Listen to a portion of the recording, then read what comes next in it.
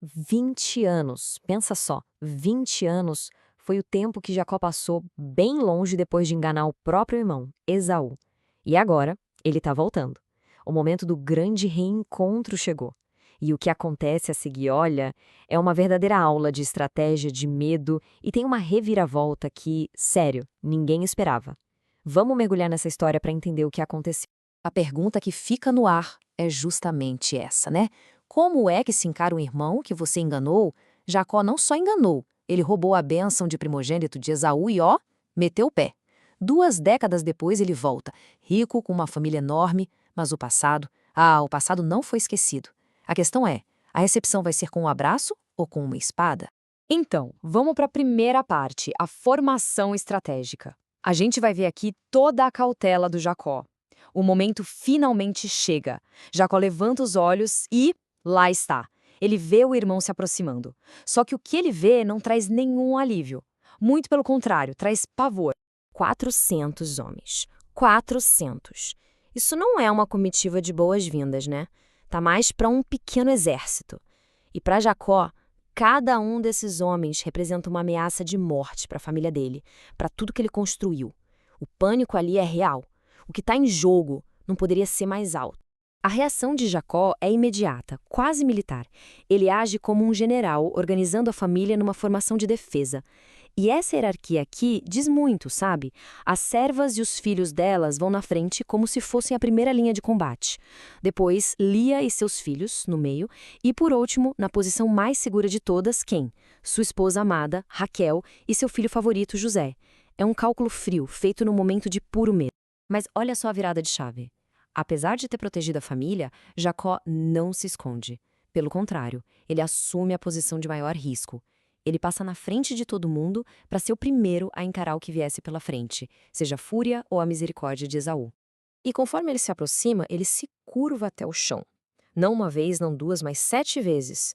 Isso é um gesto de submissão total, o tipo de reverência que se faria a um rei. Jacó, aquele que enganou, agora está se humilhando completamente. É uma última e desesperada tentativa de acalmar o irmão. E isso nos leva à segunda parte, a reação inesperada. Chegou o momento da verdade. Toda a preparação, todo o medo de Jacó, tudo isso está prestes a dar de cara com a realidade. E o que acontece é o exato oposto de tudo que Jacó temia. Esaú não ataca. Ele corre. Ele abraça, ele beija. E os 2 irmãos, que foram separados por décadas de mágoa e engano, choram juntos. A ameaça dos 400 homens simplesmente se dissolve naquele instante de emoção pura. Depois do abraço, passada aquela emoção toda, as primeiras palavras são trocadas. Esaú olha para aquela família enorme e pergunta com uma curiosidade genuína: quem são estes? E Jacó, aliviadíssimo, responde que são os filhos que Deus, em sua graça, lhe deu.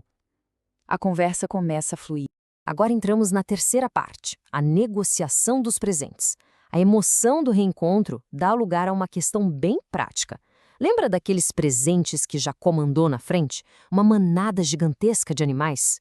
Pois é, isso agora vira o centro de uma negociação bem delicada. E aqui a gente vê bem o contraste entre os irmãos. Esaú, de forma bem tranquila, recusa, dizendo: meu irmão, já tenho o suficiente, pode ficar com o que é seu. Mas para Jacó, a aceitação desse presente era tudo. Note que ele não chama de presente, ele chama de bênção. Para ele, se Esaú aceitasse, seria a prova final de que ele foi perdoado, de que ele encontrou graça aos olhos do irmão. E para reforçar o quanto isso era importante, Jacó usa essa frase de um poder incrível. Ele diz que ver o rosto de Esaú com aceitação e não com raiva foi para ele como ter visto o próprio rosto de Deus. Uma experiência de alívio e graça que vai além de qualquer coisa. É o ápice do alívio dele. E a insistência do Jacó dá certo. Ele pressiona, ele pede, ele insiste com Esaú até que finalmente ele aceita o presente. Para Jacó, pronto, a negociação está completa. A paz foi, de certa forma, comprada e selada. Quarta parte, o convite recusado. Com o perigo aparentemente superado, Esaú, agora reconciliado, faz uma oferta bem generosa. Vamos viajar juntos até a minha casa em Seir. Parece o começo de uma nova história para os irmãos, né? Mas Jacó tinha outros planos. Jacó, sempre o estrategista, recusa educadamente. Ele dá uma série de desculpas que fazem todo sentido. Ele fala, olha, as crianças são pequenas, o gado é frágil, eu preciso ir num ritmo mais lento, se eu apressar o rebanho por um dia que seja, eles podem morrer. E aí ele promete encontrar Esaú em Seir mais tarde, no seu próprio tempo. Esaú até tenta ajudar, oferecendo alguns dos seus 400 homens como escolta. Mas Jacó recusa de novo. Ele não quer nenhuma ligação, nenhuma obrigação. Ele basicamente diz que ter encontrado o favor de Esaú já é mais do que suficiente. É uma manobra diplomática incrível para garantir sua total independência. E assim a gente chega à quinta e última parte, caminhos separados. Depois desse encontro tão intenso, os irmãos se separam. A crise foi evitada, a paz foi selada, mas eles não vão seguir viagem juntos. Seus caminhos a partir daqui se separam de vez. E essa tabela aqui deixa tudo bem claro. Esaú volta para a casa dele em Sair, exatamente como esperado. E o Jacó? Apesar da promessa, ele nunca vai para Sair. Ele segue na direção oposta. Primeiro para Sucote e depois para Siquém. A separação é definitiva e foi planejada. E a prova final das intenções dele está aqui. Ele não só passa por Sucote, ele constrói uma casa. E constrói abrigos para o seu gado. Ele está se estabelecendo, criando raízes, bem longe do irmão. O objetivo dele nunca foi se juntar à família de Esaú, mas sim garantir uma separação que fosse segura e pacífica. E tudo isso nos leva à grande questão final, né? O que realmente aconteceu aqui?